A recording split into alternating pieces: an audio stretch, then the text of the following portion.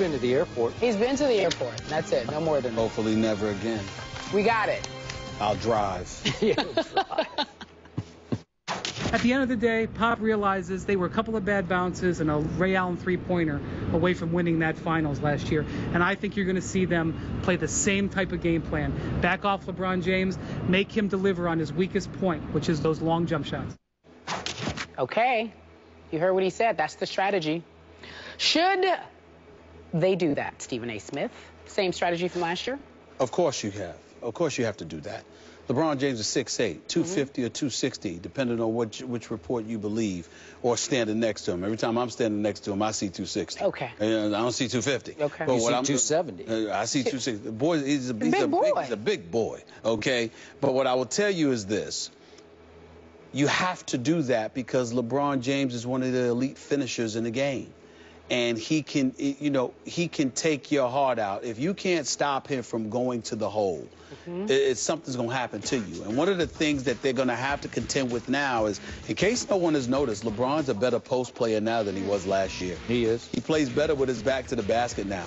That's going to be a problem if you're a Kawhi Leonard. It's going to be a problem even if you're Boris Diaw. Now, Boris Diaw gave him some trouble last year. He only shot like 14% from the field when Boris Diaw was defending him.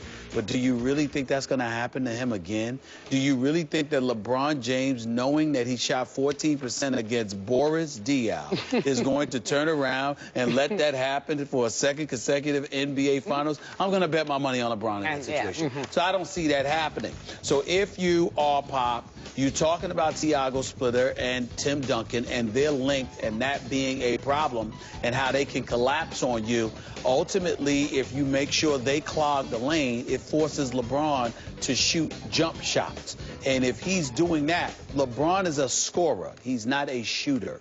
That's not his game. And so if you force him into doing that, it can rip your heart out. But it can also help you if he's not on, because he's not always on from the perimeter. So you have to be careful about that. But at the same time, again, even though I'm the San Antonio Spurs and I would employ that philosophy, the flip side to it is that if I'm Eric Spoelstra, I just make sure that the Ray Allens and the Shane Battiers are on the floor with LeBron.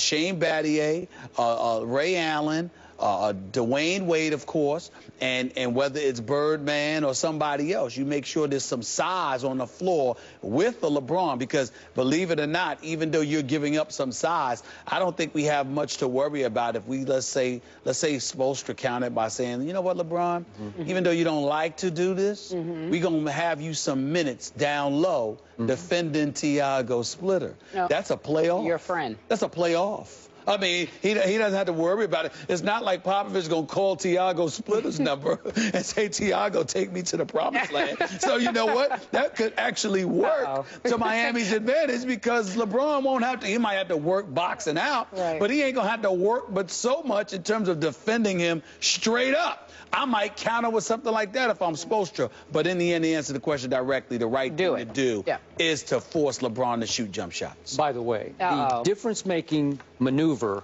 in the last series in the Western Conference Finals was the benching of your new friend, Tiago Splitter. Am I right about that? Matt Bonner, because it pulled Ibaka away from the basket. But the reason why that wouldn't work in this series, Skip, is because Miami doesn't have elite shot blockers. So because of that, you don't really have to make that move. It's not necessary, because who are you trying to pull away from the basket? But you know what?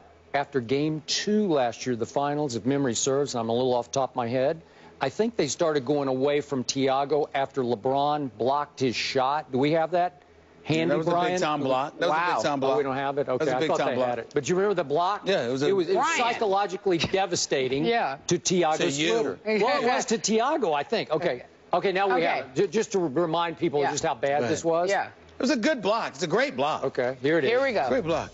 Here it is. Oh, boy. I'm uncomfortable. I had a good view of it. That hurts. It hurt? That hurts. That hurts my psyche. Oh, boy. He's not going to be nice to you, Stephen A. anymore. Okay. All right, we've seen enough of that. Now back to the question at hand. Should Pop employ the same strategy? I'm about to pay LeBron James the highest compliment I can pay him. Wow. I'm going to put him in the conversation with Michael Jordan and Magic Johnson, because he has done something that they both did in their careers.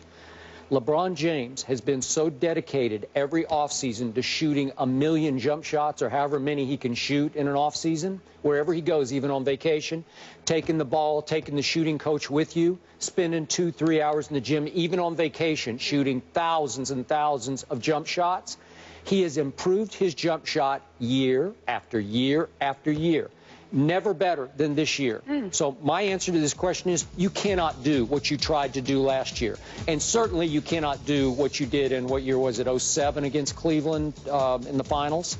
When their battle cry against LeBron in 07, that was just LeBron and company with the Cavaliers, was no dunks. You cannot let this man get to the rim, especially in the 2 games in Cleveland. It was a sweep because you can't let him detonate the crowd. So they just, you know, you're just mainly keeping him away from the rim because he didn't even try to shoot as many jump shots. Right. Last year, let's look at the numbers. In the 4 wins last year, outside the paint in the finals, outside the paint, LeBron shot 45% in the 4 wins. Now, in the 3 losses, he only made 21% of his jump shots, which is pretty pathetic. So that's, you can say that's the win and lose stat, right? Does the jumper fall or does it not fall? What is my lingering memory of Game 7? Greg Popovich on the bench gesturing at Kawhi Leonard. Get off him. Get off him. You know, dare him. They were just daring him to shoot. And what happened near the end of Game 7? He hit the clincher. Remember the jumper he hit? It wasn't, I'm not talking about, it's not like a walk-off shot, but it was the one that clinched the win. He made a, what was it, maybe a 18, 19-foot jump shot? Yeah. And it was a big-time shot by a guy who didn't used to be able to shoot that shot. So to me, you just got to live with this. You got to mix and match everybody. Some Kawhi, some Diaw, some Danny Green. Remember, Danny Green was on him when he missed the late jump shot. Right. Remember that one? That's right. Okay. And then ran back. And Pop's never forgiven him. Yeah. He's forgiven him now. Yeah. All right. It took him a while, but he's all right. He's over it. But I'm just hoping that LeBron does try to post up whoever's on him because this whole strategy of, oh, just dare him to shoot, I'm not sure that works anymore against this guy. Seriously. Wow. And I give him the highest marks because you saw Michael Jordan early in his career. He didn't have much of a jumper. Magic had no jumper, and he developed that little set shot, but he could make it. About halfway through his career, he started dropping it like it was free throws. Yeah. So I give him that. With the well, objectivity. I got to. That's just straight objectivity. Well, that's good. I'm proud of you. Oh, yes, we're proud of you. Rare Next moments. question. Yes. There are rare moments you're capable of it. I applaud you for that. Rare moments. But again, you still want LeBron to shoot those jumpers instead of getting to the hole. Well, you don't want him to dunk. That's right. The last thing you want him to do is get the dunk, crowd involved. especially in Miami. Yeah, you don't want the crowd involved. Gentlemen, let's move on. Thank you. You're welcome. The Colts will play the Seahawks in the Super Bowl. We have record projections for all 32 NFL teams. Andrew Luck's Luck's team's going to the Super Bowl, That's according impossible. to projections. And you may be surprised at the outcome.